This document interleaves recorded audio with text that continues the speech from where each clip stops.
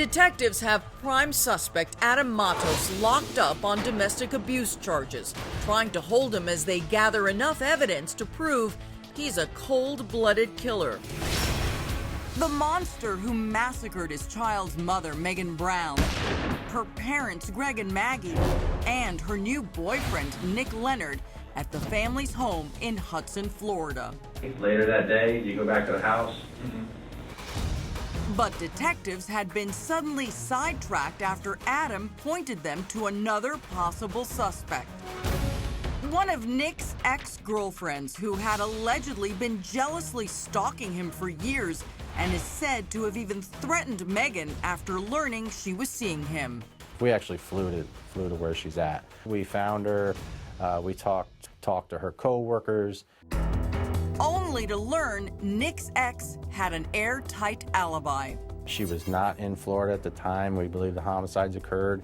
We couldn't find any indication that she and Adam had any kind of communication. And we were able to rule her out as a suspect right away. And the focus is once again back on Adam, whose traumatized autistic son Tristan, just 4 years old, witnessed the bloody massacre and is starting to open up to investigators. So what did he say? He described hearing the gunshot that killed his mother and her saying, please, please don't. Tristan tells them what else he heard and saw. He grabbed a little doll and he wrapped it up in like a little blanket and he started pounding on it and saying, "Mommy, mommy." And finally, the poor kid points the finger at his own father. Did he say Daddy killed Mommy? Absolutely. The daddy killed Mommy. Now with that, detectives and prosecutor Brian Sarabia have an eyewitness to corroborate their findings that Adam Matos is the murderer. In terms of our understanding, it largely just confirmed what we already could decipher from the evidence in the scene. And they are able to reconstruct, shot by deadly shot, blow by brutal blow, their scenario of what happened the day of the Brown family massacre. Their timeline starting with that first 911 call from Megan. You cut your hand with the knife? Yes. Okay. I'm bleeding everywhere. Okay, and that's the father of your son? Yes. Shortly after that call, Adam stormed out in a jealous rage, but detectives learned that Adam bombarded Megan with more than 100 threatening calls and text messages in the 12 or more hours that followed. He was threatening to come back and finish her off.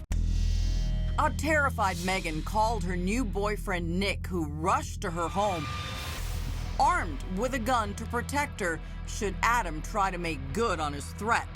Nick had indicated he was going to go over there just to make sure everything was okay because obviously Mr. Matos, violent. And investigators say Adam did indeed return to actually stake the place out. I think he could see the house. Aware by early evening that Nick was in there with Megan, Tristan, and Dad Greg, and now just waiting for the last member of the family to join them. Once he got his mindset, that's what he was going to do. And Adam makes his move when Mom Maggie arrives home from her night shift at a local convenience store around midnight. And she pulls in the van, she gets out of the van, and he attacks her in the garage. Viciously pounding her with a hammer. He hits her multiple times about the head. Adam then ties her up and grabs a plastic bag. Putting the bag over her head, trying to ensure that she was either gonna die or at least not be able to get away. Then what does he do? He would then go upstairs, still armed with the hammer. Making a beeline for the bedroom he used to share with Megan and finding her now in there with her new man, Nick. And just start attacking Nick, just start wailing on him. Nick tries to defend himself. The medical examiner indicated that it was approximately 21 strikes to the head. And Matos is able to get Nick's firearm. He then goes after Megan, who is run with son Tristan to the master bedroom to seek refuge with Dad Greg. He's a hunter, so he had some hunting weapons in the house. And there's indication that he was in his closet trying to get a weapon to help protect the family. But he was shot before he could load. Right. I believe he may have probably loaded one bullet into a weapon, but just didn't have time to react. I think Adam got the drop on him. Matos kills Greg, shoots him twice, and then turns and deals with Megan, shooting her once in the face. And that's it, just one bullet for her. It only took one, the way he shot her. She's facing him. He can take his time to aim, hit her in the left eye, and that's that.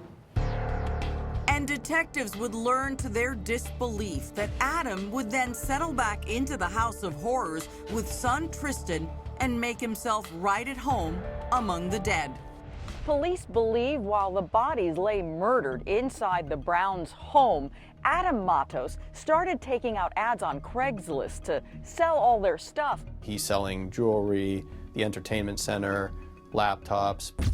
As well as several of the dogs' Mom Maggie bred, which he sold for $50 a pup. One lady indicated she purchased a dog, and the dog itself smelled so bad she had to go home and give it a bath several times. And he also had pizzas delivered to the murder scene. Absolutely a nightmare. It's terrible.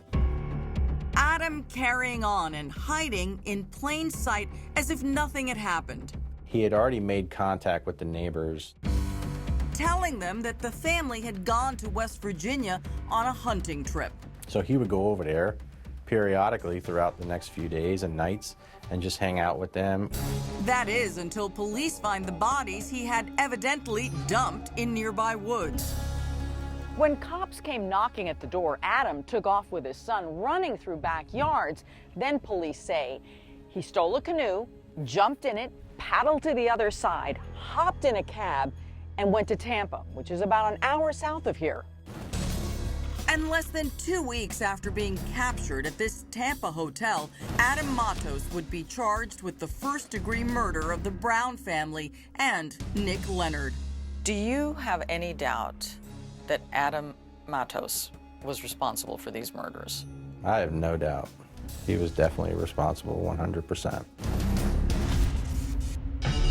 Next, He reached into his right pocket and he pulled out a gun and he pointed it at my chest. the prosecution is taken by surprise when Adam drops a bombshell at his trial. He's claiming self-defense, that he was afraid for his life. Did you defend yourself against them? Yes. Tell us again what were you going to do inside the house? I just wanted to get my things, just gather the stuff that I had